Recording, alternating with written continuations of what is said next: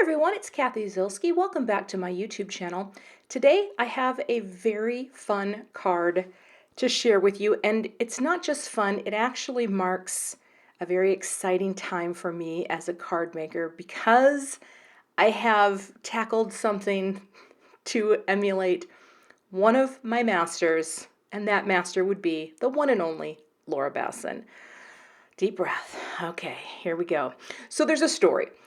About a year ago, Laura did this card featuring a neat and tangled cover plate die, which I am actually using today as well. I am using a new neat and tangled cover plate die. Well, I fawned about this so much on the internet that Laura actually, out of the goodness of her design-loving, rainbow-loving, Italian meatball-loving heart, she sent this card to me, and I keep it in plastic, much like a piece in a museum, and daily I look at it for creative inspiration. And my card today is my homage to Laura. So Laura, if you're watching this, girl, I think you're awesome, and you are a card magician. All right, are you ready? And even though I've got a missing video clip, people, I think we're gonna make it work. So let's get started. The supplies I'm using today are this really cool geometric circles cover plate from Neat and Tangled, and I also have the actual awesome word die, and it comes with a shadow die as well. And so again, this is the same one Laura used, so I'm already starting out great.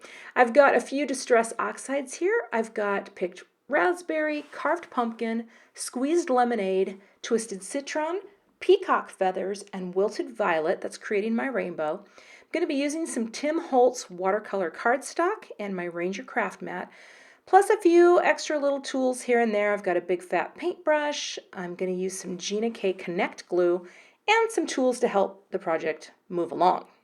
All right, and stick it. This stuff is new to me, and even though you're not going to see me, well, you're going to kind of see me use it. Well, let's get started with the painting. So I've smushed down my distress oxides onto the craft mat, and I've just got my little distress sprayer. I always have to slow down to say that. It's hard. You say it 3 times fast. Trust me. Anywho, what I'm doing here is starting to lay down color. Now, Laura, when she did her video back in the olden days, she called this her loosey-goosey slap down. Mine's not as loosey-goosey. I'm creating stripes of color across the page, and I'm just going to kind of dab and dry in between. Because you can see that first layer of color is extremely light, and if you like, light pastel-y looks, that's going to be where you stop. But I'm going to keep laying it down because I really wanted to pump up the color, wanted it to be a little bolder and a little brighter. And the thing with distress oxides is they're a little different than the regular distress inks. They have kind of more of a chalky finish. So I think they dry back a little softer. So if you want to get that intense color, you're going to have to put several layers. So that's what I did. I just layered. I have a couple little jars of water there. I try to follow the watercolor rule of keep one for dirty water and keep one for clean. And I just kept coming back in, adding color, and then drying and repeating. So I think I hit this in total about four rounds of color here. And again, just drying and dabbing off where color pooled, especially because I didn't want any of the water to run together and get any muddy colors. But it's starting to look pretty good. And by the time I got to the fourth, I think this is the 4th application, the color really started to pop, and you can kind of see that start to show up. And yet it's still, it's still not overpowering. That's the word I'm going to go with. It's a pleasing palette, a pleasing rainbow, if you will. All right, once I got the color how I wanted it to be, I just took my distress sprayer, tapped on some drops, did it a few times to get sort of the droppy look that I like, because that water really reacts with the distress oxide and it lifts the color up, so you get these nice little splotches.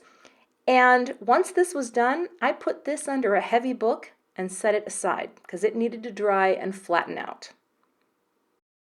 So while that was drying, I cut out my title for my card, the Awesome Dies, And sometimes when I have a delicate die cut like this, I just use like a foam pad to push out those centers, just so I don't bend the little word. And now I'm ready to glue, and because Laura uses spray adhesive, yeah, you know it. I've got a little box here, just lay down a light spray, and I can begin to stack these die cuts. Now I chose not to speed this up because it takes me so long to do this. I think this is a skill you develop over time.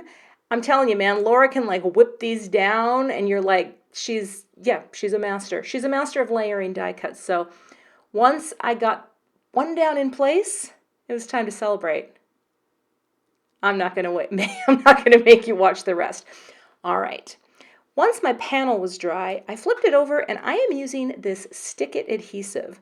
And what this does, it's going to lay down an entire layer of adhesive onto the back of my watercolor cardstock. And that's really important because you need to have a really strong adhesive for this technique.